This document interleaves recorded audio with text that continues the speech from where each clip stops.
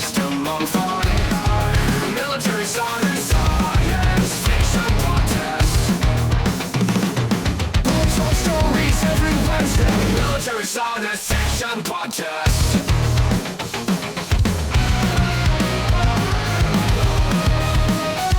Discussion, interviews, reviews, and rants. Military science fiction podcast. Well, hey, welcome to the show. Today we're talking about our favorite books in military science fiction. And I think there's going to be a lot of overlap. So at least for me, I chose some books that are some of my favorites to think about. We talked about Starship Troopers in a previous episode, which may not be chronologically with this one, but Starship Troopers is one of my favorite books. But because that one gets mentioned so much, I like to think about some other books in the genre. But as I was thinking about this question as well, like I'm very fortunate that the authors in this on this podcast are some of my favorite have written some of my favorite military science fiction novels as well. So I'm not going to sit here and just shine on them and talk about their books. So I also thought I would talk about. Shine on me. I Hey, know. talk about my I'm books thinking of all a, you want. I love it. I love it. I'm Just thinking of a talk about it. PG-13 way to say what I actually was about to say. But I don't know who wants to jump in first. What is your favorite military science fiction novel? Not just one, but however many. I'll jump in if nobody else wants Josh. to. Yeah, go for it. I thought about it, and I was trying to figure out. I was telling you guys before we hit record. I was trying to figure out. Like, I love a lot of mil sci-fi books. There are many books that hit different like high points to me. Like this one did good action. This one did good politics. You know, these ones had good enemies or good aliens or whatever it is. But I was trying to think of a book or books that when I read them pushed me into wanting to write mil sci-fi. And I basically landed on the Honorverse series of books, but specifically the Short Victorious War, which is book 3, through about book 6, through about book 9, I think. That whole arc from the Short Victorious War to basically Echoes of Honor. Maybe even Honor Among Enemies, and then the other two are good companion books. But the arc of books specifically that deal with the Havenite War, and we really learn a lot about the Havenite society in these books. And one of the great things about this arc is in the expanded series, if you will, they get into dealing with a lot of what are they called? It's not Medusa. What is they're the guys that clone people and they Oh run yeah, the I know who you're talking about. Yeah. it's the Solarian, it's the big conspiracy theory that's been going. They get into that, and that's okay. But the characters, the bad guys in that arc, I couldn't identify with. I was having I didn't have a lot of empathy or even really just enjoyment of those enemies as characters. But the Havenite characters like Forraker and Heisman. Theismann, those characters were amazing to me. And He did something really, really awesome, whereas he took this war between the Star Kingdom and the Havenites, and the Havenites were utterly in the wrong, and they were the bad guys. yeah, And they went through multiple coups until characters that you liked all of a sudden were in charge of the Havenite Empire, right. but were continued to fight this war Yeah. against characters that you also liked. And I always thought that was pretty brilliant. Oh yeah. And there were battles and sequences in which Honor was going against, Theismann or Forraker or whoever it was. And part of me was like, yeah, Honor's going to win. And the other part of me was like, oh, I kind of like the other guys. I want the other guys to win. Not that I identified with what they were doing, but, you read those characters and they're so well done that you kind of root for them in a way, like rooting for the bad guy. And that series, that arc was really impactful to me in terms of the genre and in terms of how to present enemy characters in a way that doesn't necessarily paint them in a good light, but it makes them enjoyable to read. And in some aspects of their personality and what they're doing, you can understand and even empathize with what they're doing. Shannon and Theismann uh, were patriotic and committed to their nation and their nation's goals, but they were also reluctant to do certain things, and they also pushed back on certain things, and um, they wanted to do it the right way. And those are really interesting elements to characters that you get in a lot of good books, but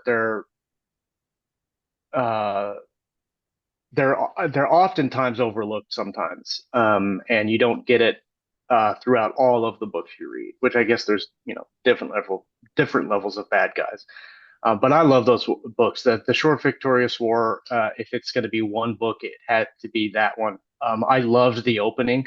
I love that the title of the book is the irony of the whole thing, because it wasn't short and it wasn't victorious. Um, Or the whole saying and is the myth of a short victorious war. Mhm. Right. But in the meeting, the whole thing was in the meeting at the beginning. They said all we need is one What we short need. victorious war, and it will push us. And then that obviously didn't happen, and it became a big. The other cool thing about that arc is that there was a lot of um, technological advancements that both sides made that pushed the warfare in a new direction. Like with the LA CLAX. It was the not fighters, but it was like the smaller frigates instead of having the big capital ships where they were lobbing missiles at each other. It was like I think he called it like keyhole scanning sensor deal where they had these different things They that had went up above. the gravity sensors, the lax, and the pods. Yeah, yeah, yeah. The missile pods was a really cool thing. And it was on both sides where they were both having really interesting technical developments along the way and pushing the battle in a different way, and it forced both sides to adjust their tactics, and that kept it really interesting, um, because well, we all know if we're writing a trilogy or a series of books and we're writing, like Rick or Jeff, we're writing a battle that against a foe that lasts 3 or 4 or 5 books. A lot of the times we're dealing with like just specific missions and things to overcome and plot points and different things. Um, I don't know in any of the series that I have written where I've significantly changed the technological standpoint or basis for the battles that they're fighting. Like it's usually just coming up with different enemies or different locations or plot points that they have to get around, and not necessarily the technology that they're using. And I thought that was really interesting, and I love that about those books. It's a kind of progression we haven't. Well, I mean, we've talked about it in world building, but it definitely one of my favorite things is to watch people that are competent get a new technology and figure out how to leverage it. For Like, sure. oh, this new rocket launcher arrived, figure out how to use it, and maybe Yeah. it's good, maybe it's bad. I One of the things that I really admire about David is all that stuff that he works into his books, and I try really hard to do that too. So it's a challenge for sure. It does take a little, I mean, because it's not just thinking of how are they going to win while they have A. Now they're having to win while dealing with B and potentially C, and having to, it's really intricate way of looking at things and putting that together in a meaningful way instead of just having like a Deus Ex Machina thing where like, oh, now the missile pods are killing everybody. But it was built and presented in a fashion where you could see the development and you could see where it was going, and then when what happened, it made reasonable sense and logical sense in the story, and those were really interesting and sometimes difficult things to do in a book series. For sure. Yeah. All right, who's next? I could go on and on, so you I know, guys can. right? That's the problem with this is Yeah, I, that we do love what we love, and we could go on and on about it. yeah.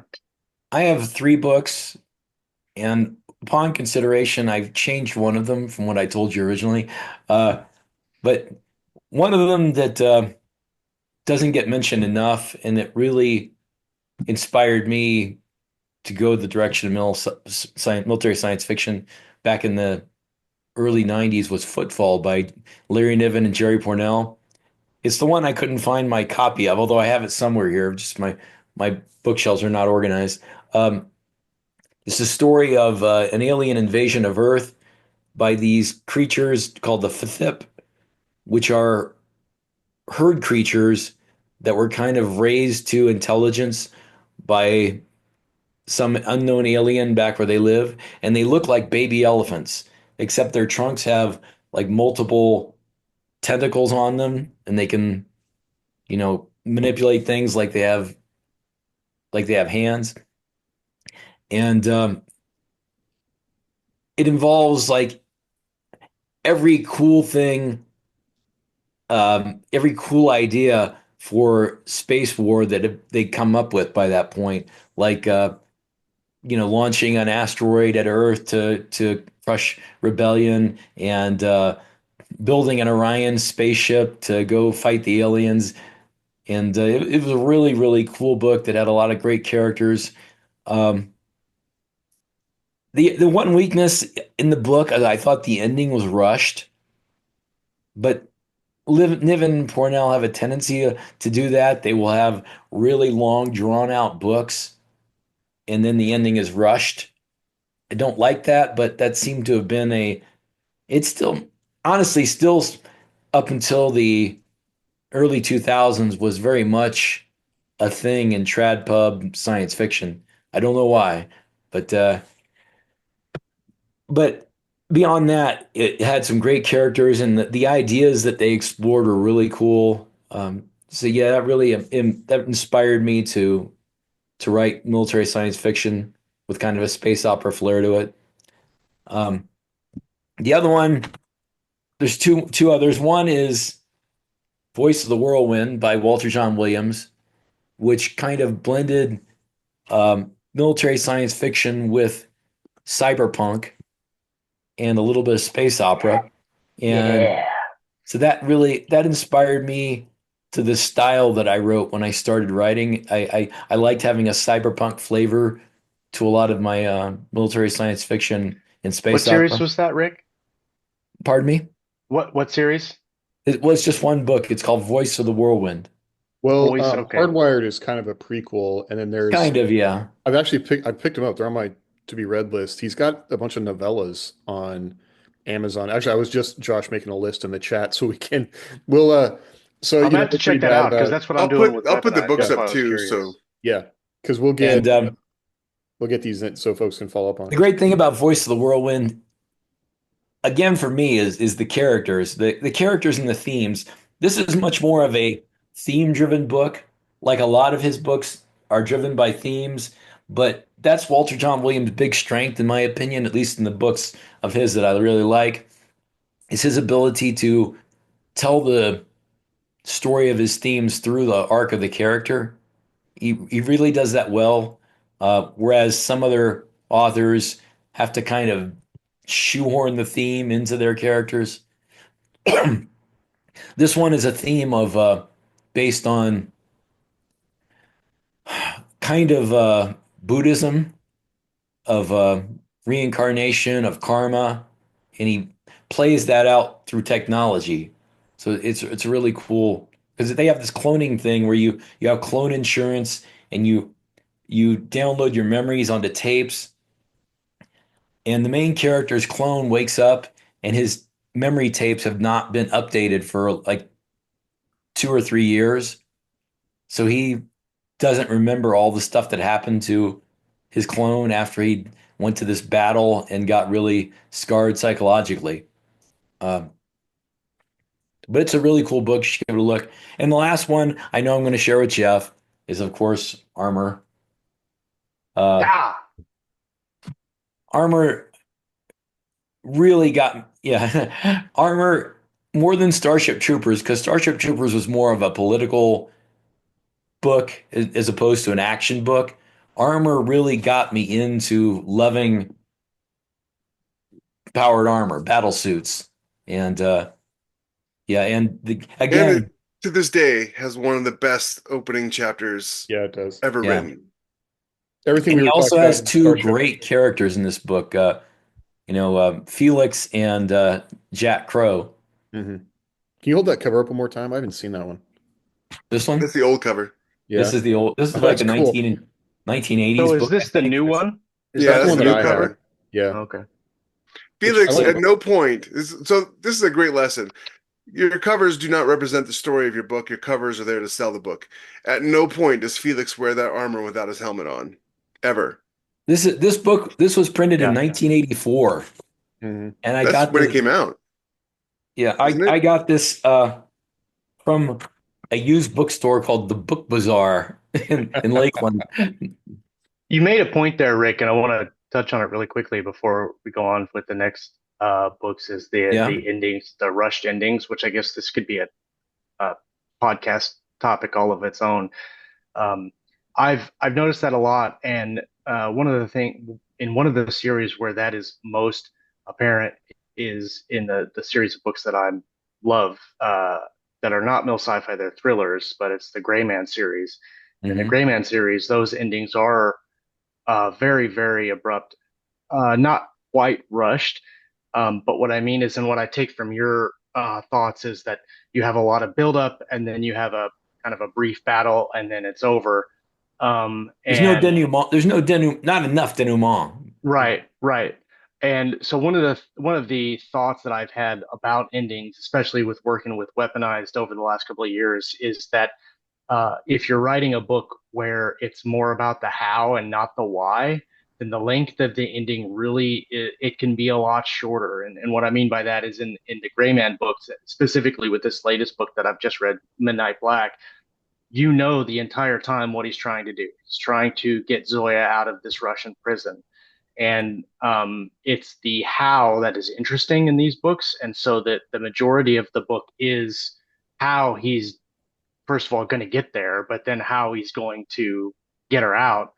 And then even before they go, we know how he's going to get her out. But it's watching him progress through those elements of the story, and then and this I think is really indicative of the last kind of probably half dozen books of his. He accomplishes what he set out to do, and there the resolution, if you want to call it that, is very short. Usually, the he succeeds in what he's trying to do in the final chapter, and then there is an epilogue, and that epilogue is usually very short, and the resolution is, you know, for lack of a better term, everybody lived happily ever after. And in some cases sets up the next book. But I think in a lot of books, especially with middle sci-fi anyway, um, there's some unanswered questions that appear, especially if it's not the last book in the series, right? Like if it's the first book or the second book, there's a twist or there's some new information that they find. And a lot of that I think is what gets cut short in terms of the ending of these books, that we have the lead up and then the end, and then they have Yeah. these revelations or whatever, and those revelations typically don't have enough weight to them to feel justified as the ending of the book.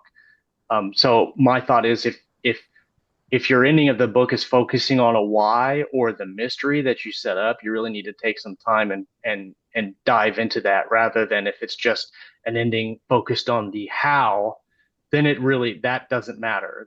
Well, Then you can have kind of a shorter ending. for example, in Footfall, they have a huge battle at the end, obviously, since it's military science fiction. But they end the battle with all these questions about what happened to the people in the battle, the people you followed this whole book, and they don't answer them. They end the Mm-hmm. battle with like the victory, but they don't have any denouement. They don't have an epilogue. They don't have anything. It's like, oh yeah, this guy's lived or this guy died. You have no idea. It It's pissed me off. old school sci-fi was less about characters and Yeah. more about, what was But going on. We're more character focused as we this write. is not military science fiction, but one of my favorite books is Snow Crash. Mhm. Snow Crash ends like that. It's like very abruptly. Stevenson is another one that doesn't do endings. Well, And he well. shows like what happens to two of the characters at Yeah. the end, but there's a whole bunch of other characters. You have no idea what happened to them. Some of them you don't know if they lived or they died, and he never bothers to say what happened. And I think that's kind of a cheap thing to do when you've spent the whole book getting your reader to care about these characters, and then you're like, oh, I'm not going to bother. It's not like it's a mystery, like, oh, you get to decide in your head. No, didn't bother to talk about it. Right. Stevenson is definitely a writer that like I enjoy page to page to page. Like when you step back and think about the whole thing, you're kind of like, huh, it's like better not to do that. I like ambiguous endings, Mhm. but usually I like them on shorter standalone works, like a short story or a novella. It's like it's like the ambiguous ending of Inception, right? Where I mean, obviously he's come out obviously and said what the ending was, so there's really no ambiguity to it. But the first time you watch it, like, is he dreaming or is he actually there? Well, Well, you it's know, That is the interesting thing about the ending of Inception, it still focuses on him and for it lets sure. you decide what happens to him. And I don't mind that kind of ambiguity. I'm Yeah, more like, oh, this happened and now we're going to focus on these other people and we're not going to mention, it's not like, oh, you have to decide. It's just, oh, I forgot to talk I about it. forgot to write that chapter. Sorry. for sure. Right, right. Well, what's funny is authors have such a problem with endings. A lot of publishing houses, when you look at their requirements for submitting, you have to do a treatment. And the Mhm. very first thing in the treatment will say, tell us about the story, include the ending. And then they'll say, give us a narrative of the story, include the ending. Yeah, Because authors have such a problem with endings. Almost every how to write book will start with figure out your ending first and then write toward it. Now I don't do that Stephen because King's How to Write Book doesn't do that because he doesn't know. he pants as though he doesn't know. dude, his endings are just so. My Well, daughter, And just every as he's a side probably note, why the publishing houses require you to know what your ending is. right? My daughter was asking about books that she wanted to read, and she had mentioned wanting to read a Stephen King book, and I said Stephen King is a good writer in terms of his like most of his narrative craft is very interesting to read. The way that he writes and the way that his words get presented is very interesting. But I said his endings are more or less a disappointment most of the time. And I said, my favorite book of all time is The Gunslinger, and I'll read that book all day long, every day. But when I read that series, I stop at book 4 and I don't go 5, 6, 7. And I've read it once and I won't ever read those books again because the ending of 7 is like, in one half, it's the worst ending of any series of all time. But on the other half, the more like uh metaphysical, like kind of whatever ending, it's like, oh, okay, that's really cool.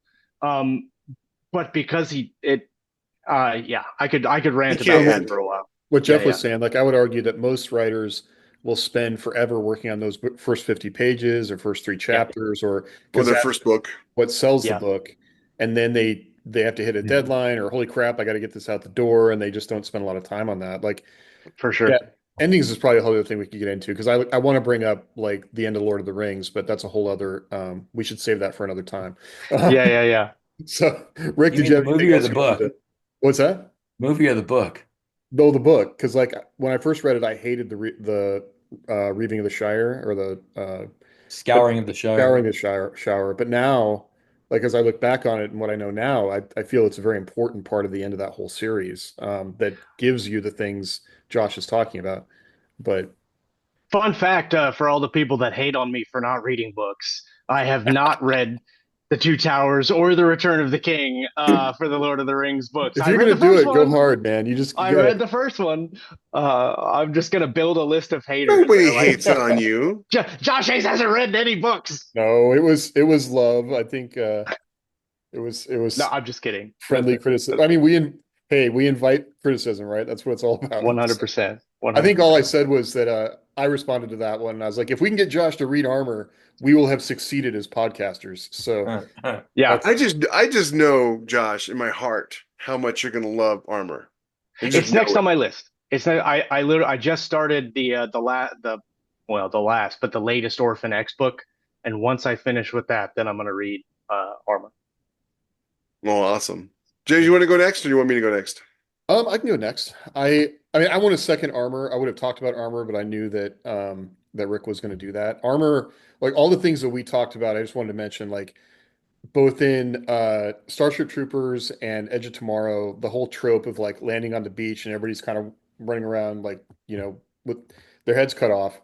Armor does something a little bit similar, I think, trying to show that we're just throwing bodies at a problem.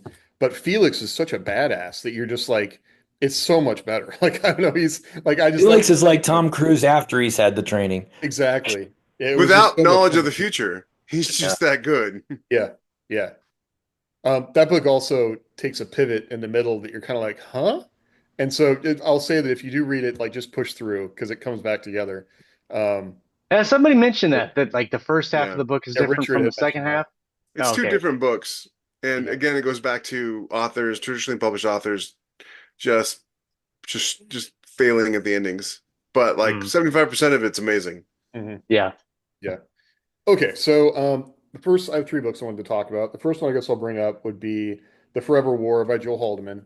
And I've read that book. I liked it. yeah, and I think talking about Starship Troopers, like I realize in all these books, like as soon as you think about, okay, I want to think of my favorite books or the books that I want to recommend to folks, and then I feel bad because, oh, like I love that book, but I haven't read it in, it's been years since I read it, and I think about it as a book that I love and I like these things about it, but it's like immediately I need to go back and reread them because already things that as I was paging through and rereading some stuff, I'm like, oh, I don't remember that. And the opening sequence in the Forever War is just one of the funniest things I ever read. And I read it, I was in the, on active duty at the time. And so one of the things that I always found, anybody that was in the army knows, like, hua, hua, sir, hua, hua. Huh. It's like everybody's just a chicken going hua, hua, hua. I mean, and hua means everything except no, right? So It's Right. the army version of Hoorah. yeah, hoorah. It's like Aloha, but for the military. He used it in Well, security forces too, and it's supposed to be yeah. hua, not hua, and like people would just make fun of it all the time. I mean, huh, and do some really crazy affectations to the word. Yeah, We had a sergeant major that everybody hated. He was such a showboat. Um, and it was just like you could tell when a soldier was responding to him that what they were actually saying when they were like, "Whoa, sergeant major," "Whoa, sergeant major." right. Yeah. Um, but anyway, the opening chapter of this book, and Joe Haldeman was like a big piece of this because I've been thinking about this in comparison to Starship Troopers. I think it gets unfairly like Forever War is the counterpoint to Starship Troopers, and I don't think that's fully true. Like I think Heinlein was trying to say something about a type of political system where you should serve to be an active participant in the government. But he still didn't say that war was like great. It's not a fully rah-rah. It's just like there is heroism and you can be a hero in bad circumstances. Forever War is very much like you're drafted, this is terrible, and they're going to pull you. Like he really plays, it was the first book I ever read that really pulled on time dilation and helps you understand like the effects of time dilation. And that's the mechanism, the whole idea that you came back from Vietnam and, life it was like you didn't even know what world you were coming back to. The book really plays on that. But the opening chapter though, Mandela's in training and instead of saying huh, they all say F you because it's a new morale program by the army. And I Yeah, remember F you, reading sir. that and like, oh, this is the kind of book we're getting into. And so I mean, it's funny. It's a funny book. It really works that metaphor of like every time he goes out and comes back, you never quite like I think it keeps you reading because you never quite know what's going to happen to him. And so I'd say if you're really just interested in battles and things of like growing as a character as a soldier, this isn't a book that's going to make you happy, but I think it's a really interesting book because it brings a lot of stuff into focus about like around Vietnam and even now like ways that we think about Vietnam and the soldiers coming back from Vietnam.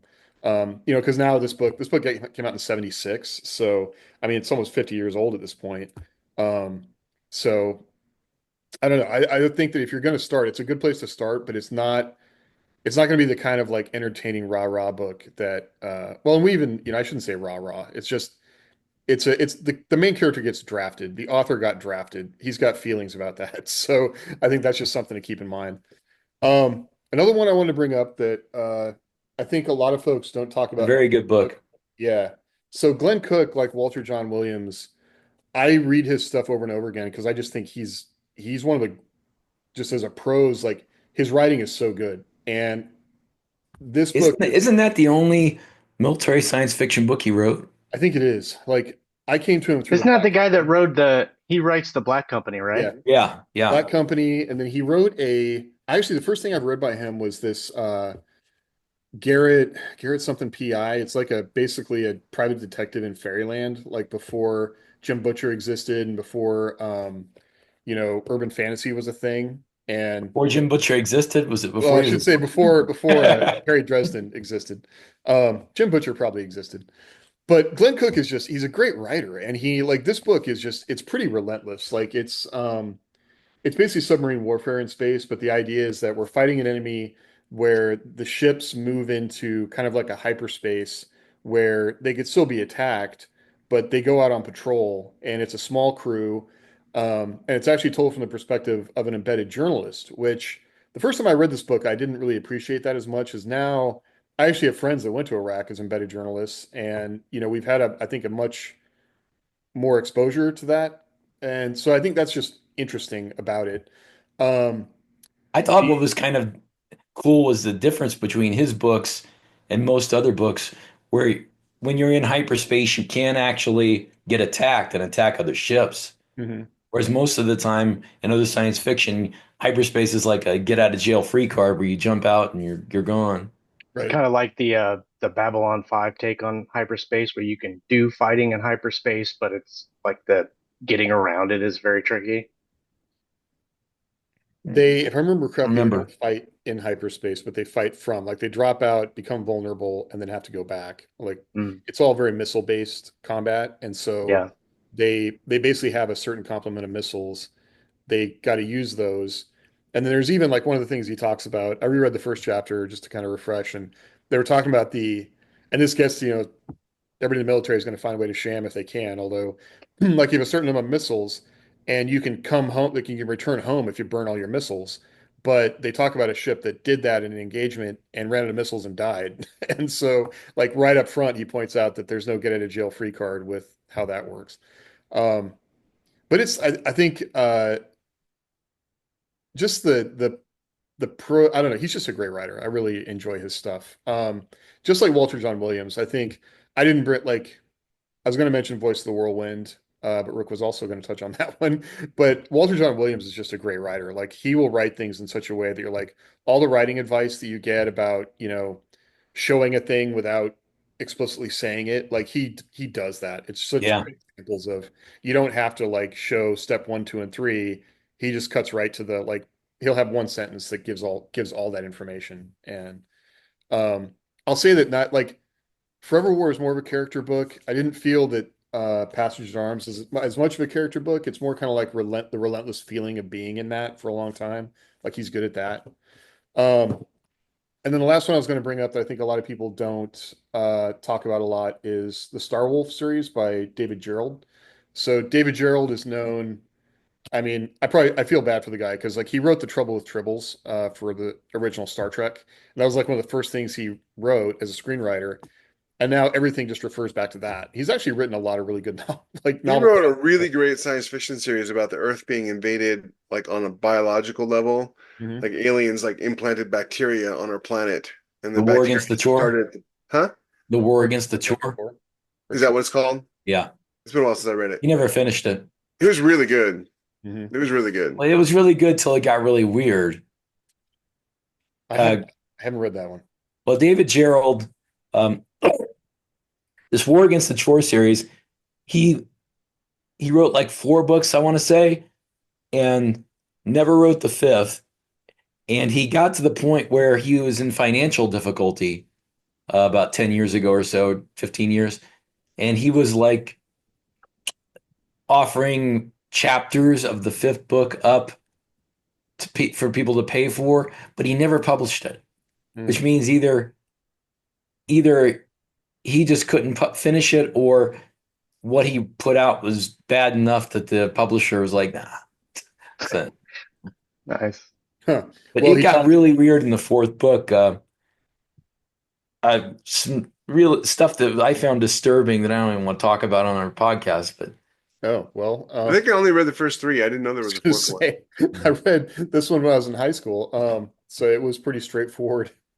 I guess the thing that got me thinking about Voyage of the Star Wolf, which is the first book, is that it's a story of a lieutenant who comes onto a new Liberty class, which is basically like a destroyer type ship, and they're fighting like an advanced version of humanity, and but it follows the tropes, kind of like they're on an escort mission, they get attacked, they get blamed for the attack. So it follows a lot of the tropes that you're kind of used to, but That the sounds familiar. yeah, the main character is the XO. He's not the commander. So you get to see like the commander has a lot of ideas about discipline and how things should work that he kind of bounces against. So I mean that stuff I like that. I'll have to that's the thing with an author. You never quite know where they're going to go. But I would recommend this book. It's also really fast paced. Like you can tell that he's a screenwriter because I would say most of the chapters, and I didn't realize this until I went back and looked at it. Like there's hardly any chapters that are more than even 1,000 words almost. Like it moves really fast as far as how it's put together. But it's all from one point of view. So, and Awesome. yep, that's what I got. So when I was talking to Rebecca and telling her what we were going to do with the podcast, I knew you were going to come up with something really esoteric, kind of out there. And you did. You didn't disappoint. But I had to go even farther and find this little known mill sci-fi author that hardly anybody's ever heard of that I really enjoyed. Oh, No, that's true. I It's do very love true. that book, but don't get me wrong, but I read that after I was already a writer. Yeah, you guys stole my books, just so you know. So I had to come up with a new one on the fly. Obviously, Starship Troopers, we've talked about that a lot. I didn't get the political stuff out of it that you guys got. Obviously, there is some there, but the vast majority of the book is Johnny being a soldier and how he deals with soldiering. I mean, the last quarter of the book is just him on Clendathu, killing bugs. So there's a political stuff in the beginning, but man, that goes away pretty fast, I thought, anyways. And Mhm. I read it recently too, because I reread that book once or twice every couple of years. Armor, obviously, we're all in agreement about armor. My so my three, if you remove those two, my couple would be Ender's Game was one of my favorite military sci-fis. And even though he's not technically I guess he is technically in the military. It's not very traditional military sci-fi because they're all kids, but the strategy and tactics of Ender and Mm. how he writes, how Card writes Battle School and the training about a battle school and the maneuvering of the officers in charge and everything was just nothing short of brilliant. So I love Ender's Game. If you've never read Ender's Game, it really is a must read. There's a lot of story behind Ender's Game that you don't know just by reading the book that is also interesting, like how Card got Did shunned you by ever the. watch the movie? Yeah, I watched the movie. I Is enjoyed the that movie for its own thing, but they changed too much from the book. They changed some key points from the book that because they didn't have the stomach for it. But he did actually write an actual sequel to Ender's Game about Ender going and colonizing a planet that was really cool, and really good. And of course, there's all the Shadow novels, but I wouldn't read them either, even though they're really good. The first one basically just says Ender didn't do anything, and he was just a puppet, which pissed me off. But the book itself, Ender's Game, taken by itself, amazing book. Absolutely should be read, especially if you're sort of interested in the tactical side, the strategic side of warfare. Another one that was a really big deal for me that I read at a young age and I really loved was The Mote in God's Eye by Larry Niven yeah, and Jerry Pournelle. Pournelle? Um, Pournelle.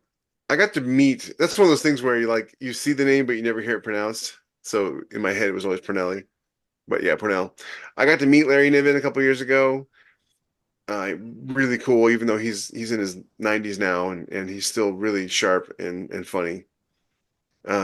And that book is all about a ship going on an exploratory mission, to a really distant star system, and they meet aliens that are, really truly socially and consciously alien. It's hard for humans to write aliens because we want to give them human values and human perceptions and human stuff, which you get Star Trek aliens. And they did a really good job of writing actual true aliens, which is why I feel like I'm maybe a little intimidated to ever put aliens in my books that are sentient, because I don't want to write aliens with pointed ears. I love the Vulcans, but they're just humans with pointed ears who, suppress their emotions. So guys, basically. It's a race of guys. And it is really in depth. The strategy they use when they're doing the ship-to-ship combat is all based on this really cool shield that they have, and the shields overheat, and so they have to like manage the heat of the shields. That may sound familiar. And they don't have any kind of artificial gravity, so they're always jetting around at 3 or 4 Gs, in their crash chairs and stuff. And so that was really cool. It's funny you mentioned the alien thing because I feel the same way. I've written aliens in one series and one standalone, but I did the same thing. Like I had Star Trek aliens. Like I had like uh, humanized bears and crabs in one, and then I can't remember what the other ones were. Like one of the aliens, essentially, they looked exactly like humans. They just had eyes like goats and little things on their foreheads like Klingons. But Eyes in like that goats. series, yeah. Um, in that series, it was kind of like, well, it was the Amber Wars. It was my Terra Nova series. So in that series, it was kind of that's the thing, the different kind of aliens. That's the kind of story it was. But I have the same problem I with the wrote writing. some aliens in Arsenal, the Thun, and I gave them some I thought was decent motivations. I kind of channeled the Havenites in them, that they had to constantly be expanding, otherwise their empire would collapse. And but they were sort of hairless gorillas, and really intelligent hairless Nice. gorillas. Yeah. If you've ever seen a hairless bear, that's the scariest thing on planet Earth. So I figured a hairless gorilla would be right up there. But I've been hesitant to introduce aliens in my more serious science fiction. Not that Arsenal's not serious, but you know what I mean. Yeah. It's superheroes. You're expected to have funny aliens in it. I've been hesitant to introduce aliens in my more serious science fiction because the amount of work required to make the aliens be alien is intimidating to me. Right. The So Go ahead, James. I'm adding a book to the list here that I read a while ago that you guys might find interesting because I find this debate, we've probably have a show about it, but this book, The Zoologist's Guide to the Galaxy by Arik Kershenbaum, basically makes the argument that the reason animals and biology, like basically you'll see a repetition of biological forms based on like the Earth isn't necessarily special that way. And like, for instance, flight has arisen independently 4 different times that we know of on the Earth, and we're bilateral for specific reasons. Because of chirality, and predation, we have 2 eyes facing forward. And so it's very likely that aliens could look like us. It's kind of the argument that the book makes. But Yeah. I didn't want to My do Why thing, that. is my why is the my soap aversion bubble to round? What's my that? aversion to writing aliens is not so much that I'm going to do the Star Trek alien thing, which I don't like doing, but the amount of world building you have to do. Because like if I'm going to do aliens, I would do like a multiple. Like it wouldn't just be us versus them. Like I don't like that the aliens are the enemy in some books, and that's just how it is. I would like to have like a Star Wars type feel where there's like a whole Right. bunch of different aliens, right? But then you've got to world build every single race of aliens, and you've got to come up with environment and mannerisms and all of this stuff. And that's just a lot of work to make it like logical and reasonable and not stupid. And like I did it in Terra Nova, but we just like were throwing stuff. It was that was all rule of cool. There wasn't any like logic in that at all. But it's for me, it's so hard to establish a civilization like that because maybe I could do it for one and come up with some cool elements for a civilization. But if you've got multiple races of aliens and you've got to do it multiple times, and that's daunting to me. Okay, I don't know that I want to spend Well, that much time. one of Did the we, conceits of before we move on, Jeff, did you get all the books out that you were, Yeah, okay, yeah, there were sorry. just Mote and God's Eye, Ender's Game. Obviously, Armor and Starship Troopers are ones that we've talked about in the past on the show. I wholeheartedly endorse the first six David Weber Honor Harrington books. I've read the rest too.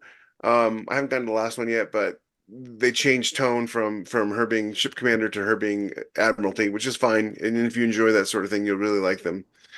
The and of course, I haven't actually read the one that James mentioned, the Star what was it, Star Fox, Voyage of the Star Wolf. Star Wolf, which sounds really cool. I'm gonna read that. But the rest I've read, and yeah, Have you absolutely. read A Forever War Passage at is Arms? amazing. Um, Have you read A Passage at Arms?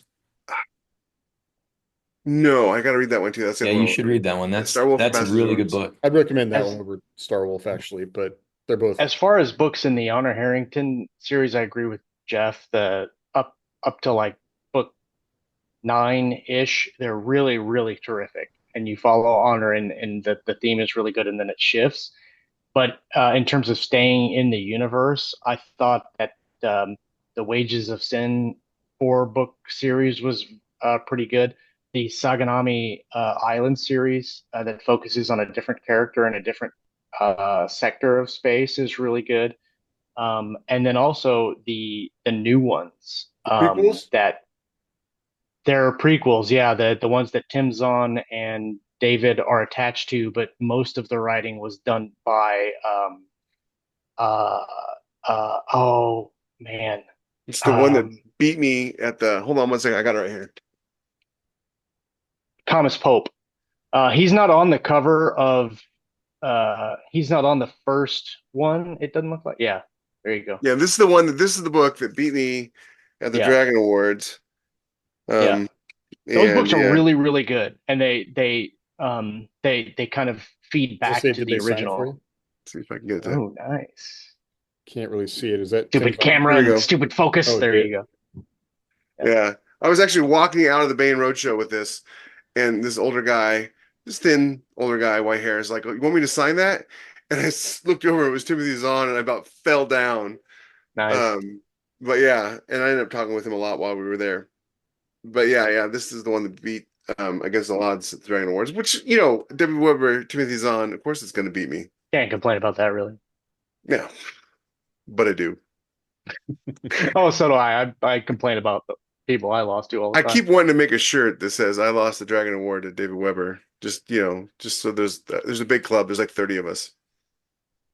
I need to get a shirt the next time I go to Dragon and say I lost to whatever it was and have the cover of that book on my deal. I Lost So a other Gunrunner by series, Larry Correia. other Oh, I've series got we that didn't book get on my into shelf. that I kind of wanted to mention, like anything by David Drake. I like David Drake a lot. Anything by I haven't read a lot of John Ringo. Rick has mentioned a lot of John Ringo. I've Lois read one of Lasky, his, Gerrold. Into the Fire, I think it was called. Yeah, John Ringo wrote what a lot of people consider the re not well, not reimagining, but the like a revitalization of military science fiction in the early '90s with A Hymn Before Battle. that's the one that It's I've a got on my is list. it's a series that I forget. I'm having a hard time remembering the series name off the top of my head, but it's the Legacy of the Aldenata. That's the series name. And A It's a Hymn very Before trad Battle, pub name. yeah, and it was Hymn Before Battle was really good. But I prefer actually his Looking Glass books, which he did with Travis Taylor. Travis Taylor is a physicist who he's also on that show. What's that Monster show? Ranch or Ghost Ranch or something. Yeah, something something Ranch. Yeah, I never heard of it before we went to Liberty Con Yeah, that one year, and then everybody was walking around like he I was a never rock star, watched and I'm it, like, but I don't know uh, who this guy is. yeah, but I knew him from from these books. He wrote a bunch of books with Ringo, and the Looking Glass series. It's based on this scientist on Orlando, Florida, accidentally opens up these gates to other worlds, not like other dimensions, but like other worlds in our universe, and there's a hostile aliens that come through, and then we also meet friendly aliens and kind of neutral aliens, and wind up finding while we're out there in these worlds, one of these worlds, we find basically what's a star drive, and we use it to build a ship. And that's the like a series, which I found that one a lot more character driven than the Legacy of the Aldenata. So And all those, you know, there's a lot of military sci-fi is a really big genre. Obviously, it covers a lot of things. And you can have books about reporters who are embedded with the military. You can get books about scientists and whatnot. The ones I prefer are the ones where the main characters are in the military, and it's more of a military that I recognize, not like the 40K universe, which there's nothing wrong with the 40K universe. It's just it's a military in name only. It's more of a cult than it is a military. I love the last 30 years of military sci-fi has been really like, hey, let's take the US military and put it, in the future. And I really like that because it makes a lot of what you write easier for the audience to understand without you having to explain everything. I don't have to recreate the wheel. Everybody knows what the captain of the ship is. Everybody knows what a sergeant is. Everybody knows how valuable NCOs are, et cetera, et cetera. So I really like that aspect of modern military science fiction. Yeah, that would be an interesting thing to talk about, like eras, because you're right. I feel like a lot of like as I'm thinking about these books that I read initially, like I feel like the time they were published in, it's probably pretty hard to get a book published that was like directly from that experience, maybe. You Well, and a know, lot of the older authors, like I don't know about Larry Niven, but I know Heinlein was in the military, and yeah, you he's a know, naval officer. yeah, they were all in the military because of World War II, and so you get a lot of that experience without like necessarily direct translation, but yeah, and then you David get like Drake was in Vietnam. Mhm. Uh, yeah, I mean, one I didn't bring up obviously, was Haldeman was in Vietnam. yeah. Brian Daly. I didn't say Brian Declared Daly's in Vietnam. Caravan because that's fantasy, but I like that book a lot. And that one's more like that's directly in the point of view of the soldiers. Mhm. But yeah, I mean, if you read all the books we're talking about, you will be a scholar of military science fiction. Josh. Or you could be like me. Well, and let us know your favorites because I mean that's the thing. Like a book I try to read as many of the classics of what, that define the genre, but then sometimes something is your favorite for a weird reason. You know, I just Forever War makes me laugh. I don't know. That's the thing about it. Like I think it's not a book that you come away from.